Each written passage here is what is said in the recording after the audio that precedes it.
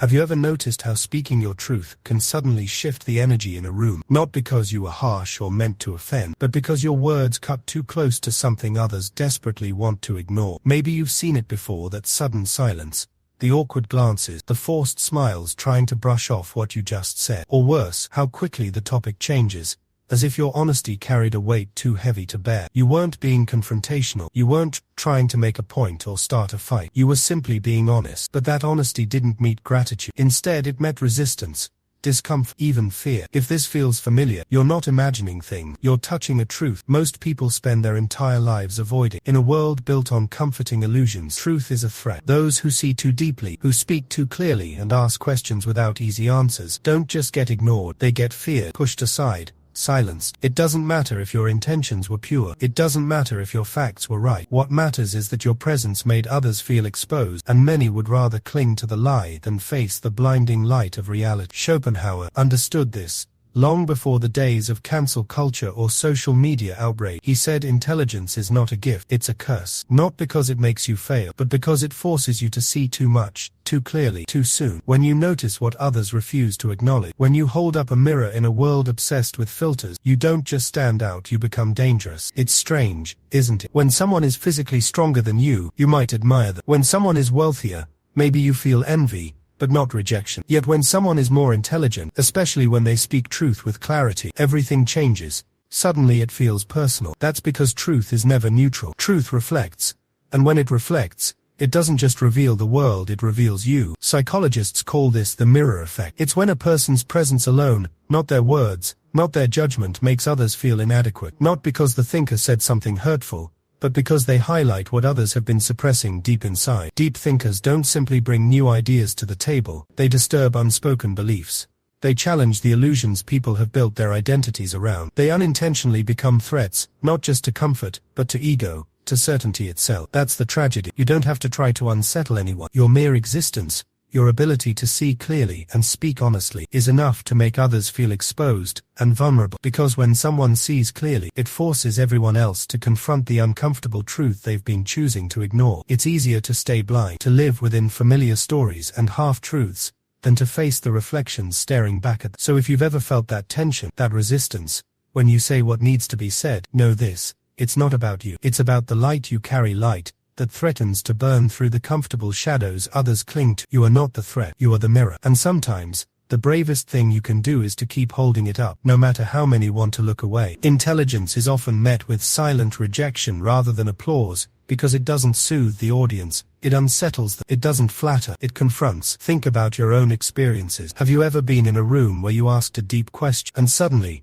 the air grew heavy, where you pointed out a truth that made people uncomfortable, and the energy shifted, not in your favor? That moment when your honesty was met with awkward silence, deflection, or subtle dismissal wasn't about your words. It was about what those words forced others to face. Truth, by its very nature, divides. It separates illusion from reality, comfort from clarity, self-protection from self-awareness. And when given the choice, most people don't choose growth, they choose safety. That's when the mirror becomes a weapon. Not because you intended it, but because others hate the reflection it shows. Schopenhauer understood this better than most. He believed society doesn't fear intelligence or ideas, they fear how intelligence makes them feel. It tears away the protective lies people have wrapped around their identity. In a world addicted to image, simplicity, and reassurance, the deep thinker stands out as a contradiction. They don't aim to offend, yet their clarity feels like confrontation. Their presence becomes a kind of psychological exposure. This is why truth is often rejected. Why those who seek clarity find themselves excluded. Why, as your vision sharpens,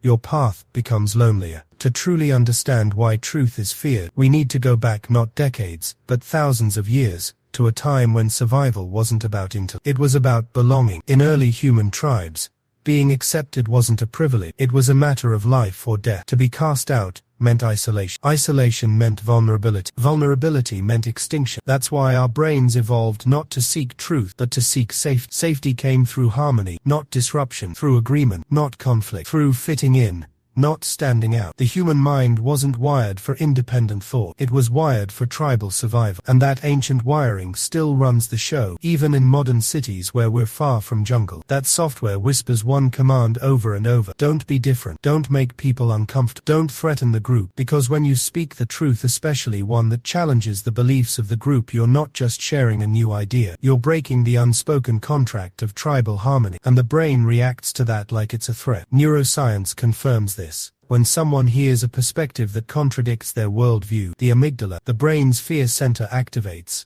The same part of the brain that lights up in response to physical danger responds now to psychological threat. But this time, the danger isn't a wild animal. It's you, your ideas, your presence. It's not just a matter of logic, it's biology. This explains why society doesn't merely resist new ideas.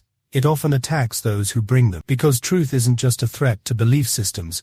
It's a threat to social order, to power structures, to fragile egos. When someone questions the status quo, they shake the very ground the group stands on. And most people don't want to examine the cracks beneath their feet. They just want the shaking to stop. This is why charisma is celebrated, but truth is punished. Why confidence is admired, yet critical thinking is feared. One soothes the group's comfort, while the other threatens to burn it down. Here's the paradox. Society doesn't fear truth itself. It fears what truth does to people. It fears the discomfort, the rebellion, the loss of control, the shattering of the familiar. So it silences the truth teller, not because they are wrong, but because their clarity is too dangerous for the illusion to survive. This is the invisible battle every deep thinker faces, not against ignorance, but against a world desperate to preserve its comfort. Arthur Schopenhauer didn't romanticize intelligence. He didn't call it a gift. He called it a burden. In a culture that celebrates knowledge as power and education as virtue, Schopenhauer stood alone in saying what many still avoid: the clearer your vision, the harder it is to live in the world. At the heart of his philosophy lies a brutal conflict between two forces: the will to live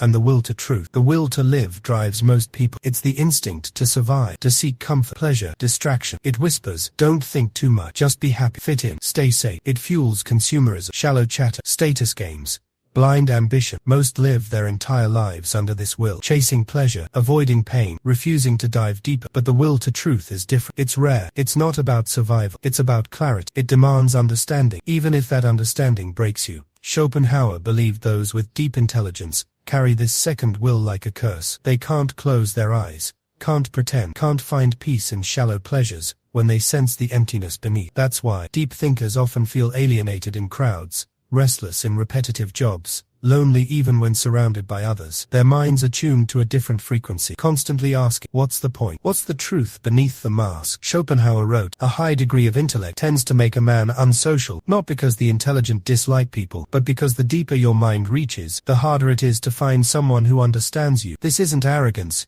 it's isolation, born from clarity. It's the weight of seeing what most choose to ignore. It's the cost of carrying a truth too heavy for many to bear. And yet, this clarity is necessary, because without it, growth stalls, change never comes. The group remains trapped in comfort, in illusion, in stagnation. So if you feel alone for seeing too clearly, know this: your solitude is the sign of your awakening. Your discomfort is the sign you're breaking free. Your clarity is the beginning of something new. In a world built on comforting lies, those who hold truth don't just survive, they disrupt. They don't just question, they awake. And though it may feel like a curse, it's really a call to rise above the herd, to challenge the illusions, to build a new foundation on reality. The path is lonely, yes, but it's also brave. It's a rebellion without fists or fire. It's a quiet revolution inside the mind. It's the courage to stand alone, to face discomfort, and to live fully awake. Because in the end, truth isn't just dangerous, it's necessary. And those who carry it are the true architects of change. Imagine moving through a world where everyone chases illusions, while you see the hidden threads, the lies, the restless distractions woven beneath the surface.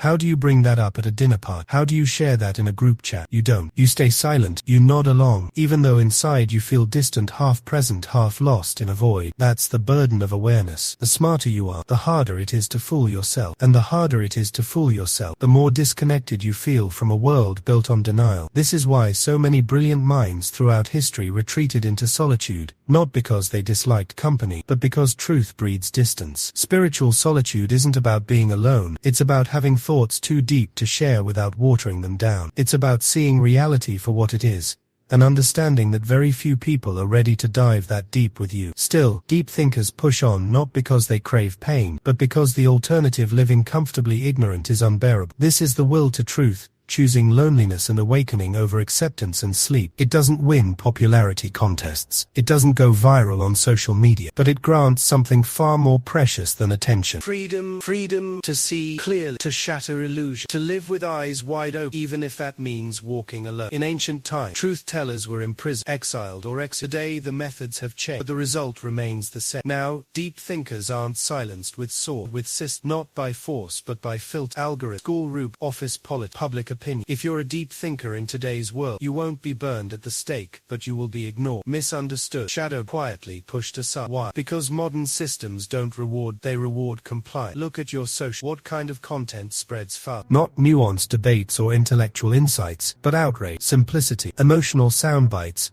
that demand nothing from your mind and everything from your gut. The algorithm isn't designed to make you think, it's designed to make you react. It favors addiction over awakening. Deep thinkers, they take their time, they ask tough questions, they don't fit into clickbait formulas. So their ideas, their truths, get buried, not because they lack value, but because they aren't instantly profitable. Schools like to pretend they value intelligence, but what they really want is obedience disguised as achievement. Students get rewarded for memorizing answers, not for questioning why those answers exist. Curriculums promote conformity, not critical thinking. Standardized tests punish creativity and dissent. Those who challenge authority become labeled troublemaker, not trailblazer. This is the paradox.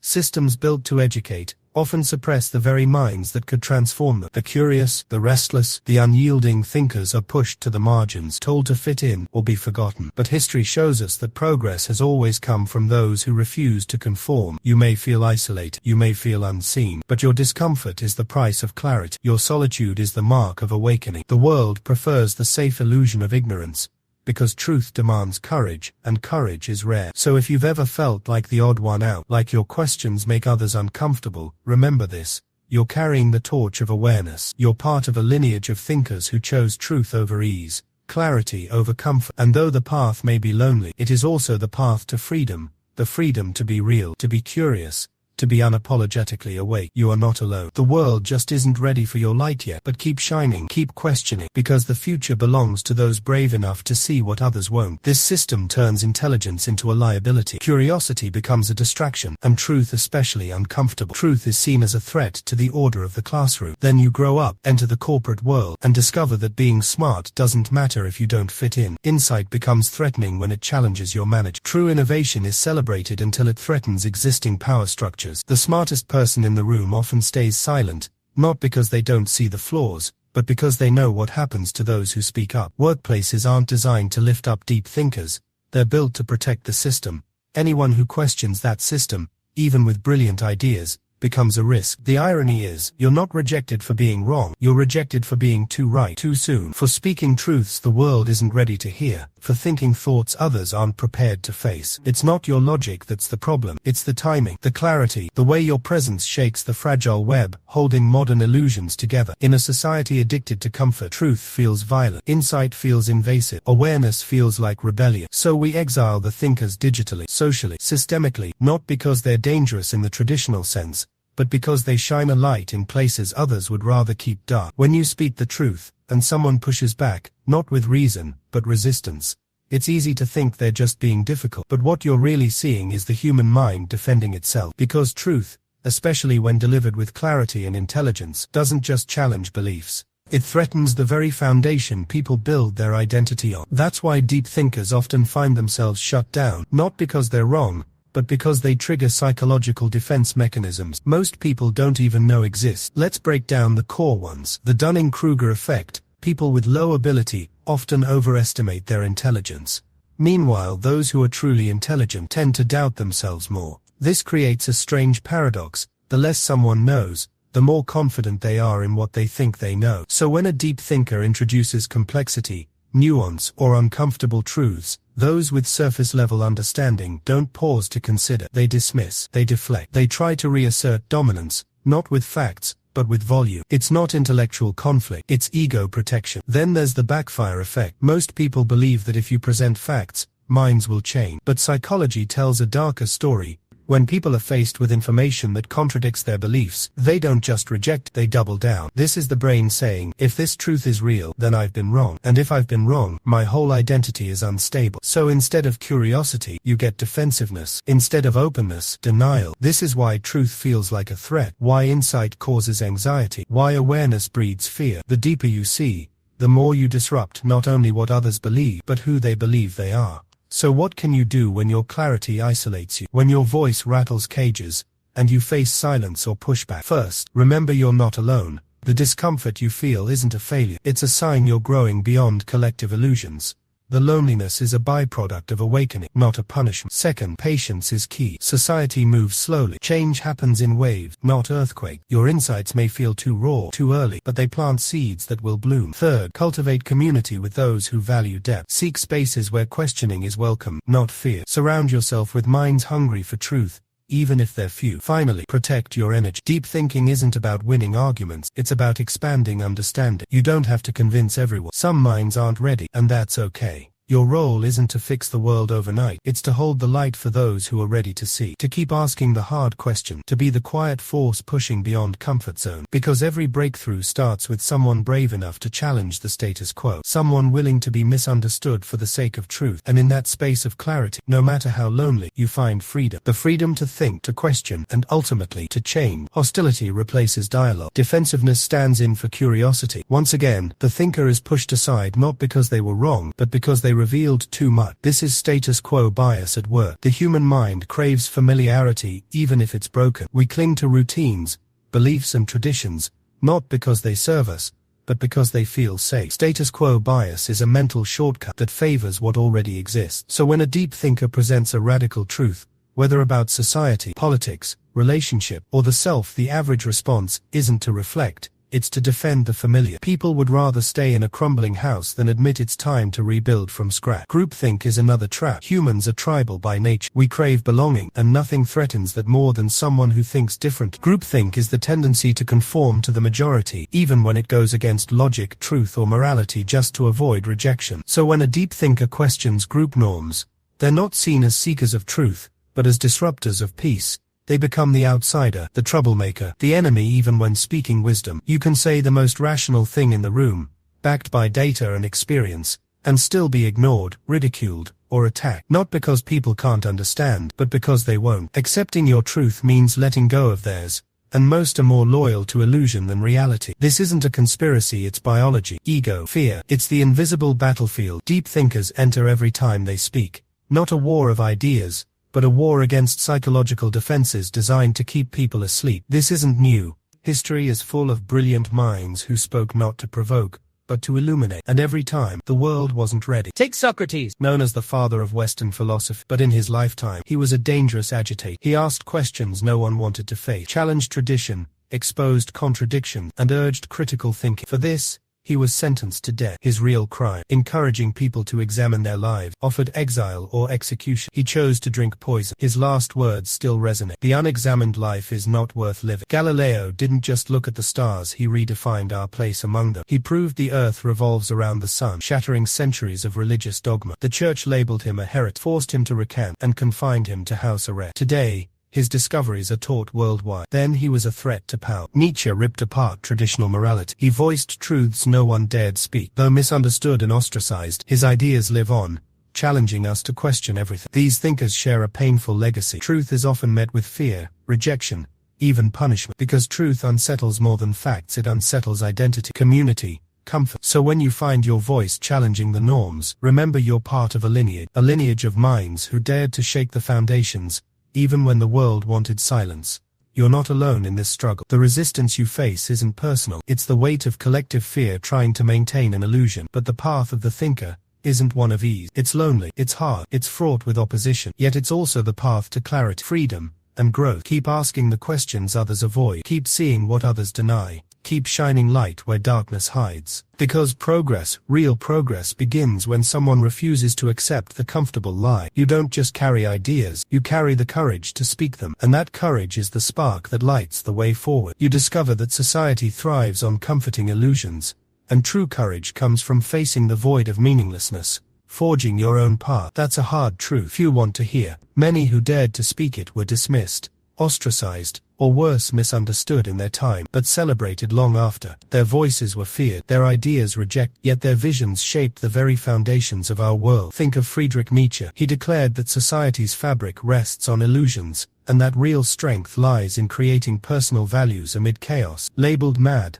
isolated and alone, Nietzsche's legacy now influences psychology, philosophy, and existential thought. The world feared his truth but embraced his insights only once he was gone. Nikola Tesla imagined a future where energy flowed freely, wireless, limitless, accessible to all. That idea threatened powerful industry and those who profited from control. Tesla was discredited, sidelined, and died in poverty. Yet today, his inventions fuel our modern life. The power he dreamed of was too dangerous to accept then, but indispensable now. Alan Turing cracked the code that helped end World War II, laying the groundwork for computing and artificial intelligence. Despite saving millions, he was persecuted for his sexuality, chemically castrated, humiliated, driven to take his own life. Only decades later did his country recognize his genius. Not when it counted, but after the damage was done. Hypatia of Alexandria, a rare female scholar in a male-dominated age, championed logic and science. In a time consumed by religious extremism, she became a symbol of free thought and a threat. Dragged from her carriage by a furious mob, stripped and murdered for her knowledge. She wasn't wrong.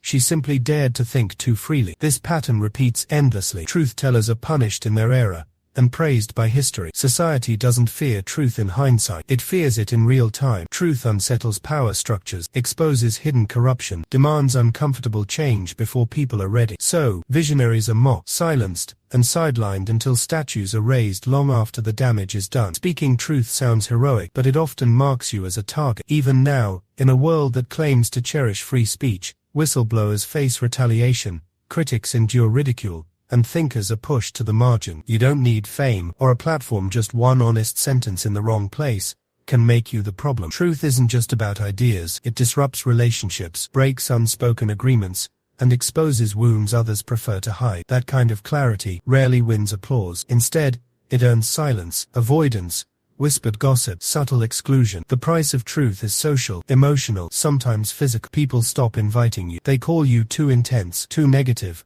or too complicated. What they really mean is, you see too much and speak too plainly, and that makes them uncomfortable. It's not that you're wrong, it's that you're right too soon. You've likely felt this, the emptiness after a conversation where your honesty made others recoil, the sting of being misunderstood by those who fear the mirror you hold up, the isolation when your clarity is mistaken for confrontation. But here's the truth. This loneliness isn't your failure. It's the cost of seeing what others refuse to face. It's the price of breaking illusions that once kept everyone comfortable. And while it's painful, it's also a sign you're on the right path. Because every great change began with someone brave enough to speak a truth nobody else would touch. Every revolution of thought was sparked by a voice that refused to be silenced. You are part of that lineage. So hold your clarity close, even when the world resists. Speak your truth, even if your audience isn't ready. Because in the end, it's not comfort that shapes history, it's courage. You spoke your truth not to offend, not to win, but because you could no longer live with lies. Lies told to yourself and to others. Instead of closeness, you felt a wall rise. That subtle shift, the distance people put between you and them. Not because they disliked you, but because you reflected something they weren't ready to face. This is what Schopenhauer warned us about. Truth doesn't just illuminate, it isolates. The clearer your vision, the farther you drift from those who choose comfort in illusion. He wrote that intelligence and happiness often pull in opposite directions. The more clarity you hold, the harder it becomes to enjoy shallow pleasures, casual deceit, or empty routines. The world punishes you not with violence, but with silence, exclusion, and a slow fading into the background, all disguised as everyday social norms. This is the hidden cost of honesty, not loud arguments, but quiet disappearance. So if truth divides, if insight alienates, what's a deep thinker to do? Should they shrink their thoughts, mute their voice, pretend to be shallow just to belong? Schopenhauer's answer is no. He didn't preach conformity, but he preached wisdom, a wisdom beyond intellect about how to live in a world that often shuns depth. His advice: don't abandon your truth, but learn when, where, and how to share it. Not every space deserves your full depth. Not every conversation is safe for your honesty. Not everyone is prepared to hear what you've discovered. This isn't cynicism, it's strategy. Schopenhauer believed deep thinkers must move through life with discernment, not fear, because when you unload your truth on ears unready for it, You don't enlighten, you provoke. And then you suffer unnecessarily. So be selective, not secret, not fake, but intentional. Reserve your deepest thoughts for the few who can meet you. Seek out kindred spirits, even if they're rare. They might not be on every street corner, but they exist in books, in writing, in quiet corners of the world. Until you find them, embrace solitude not as punishment, but as privilege. Solitude isn't loneliness, it's clarity. It's the space to think without pressure, to create without boundary, to grow without having to explain or simplify. Schopenhauer saw solitude as the forge where sharp minds are made, where thinkers find their strength. So if you find yourself walking alone, don't rush to fill the silence. Use it to deepen, to reflect, to understand, and most importantly, don't waste your energy trying to explain your fire to those who only see smoke. Not every mind is ready for every truth, and that's okay. Your job isn't to force awakening, it's to stay awake. And when you finally find someone who sees what you see, hold on tight, because connection like that is rare. It's the light in a world that often prefers shadow. Remember, your clarity is a gift, even if it costs you solitude. The path of the deep thinker is not easy, but it is necessary, because someone has to hold the mirror up when others look away. So speak your truth wisely, guard your energy fiercely, and keep walking your path alone, if you must, until the world catches up. You won't need to shout to be heard. Your connection will happen naturally. If you've ever been dismissed,